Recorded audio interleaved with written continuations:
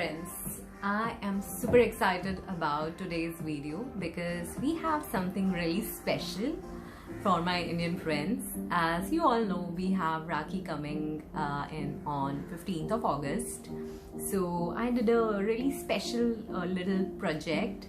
I have not seen this anywhere, so this is a really original idea, and it's a watercolor Rakhi. So I did this watercolor Rakhi. I've taken a small piece of paper and have made something really special for my brother. He's really fond of mobile phones. So I have created a tiny mobile phone here, and it says Bro Painting Wala Rakhi.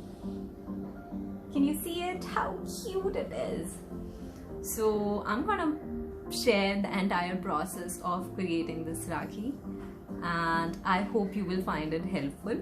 I'm gonna make more of these Rakhis, and if you guys want to see what I'm creating, then comment down below, and if like 5 or 10 people are interested, then I'll take the pain of setting up the entire camera setup and shoot it and post it here. So just comment and let me know if you want to follow along.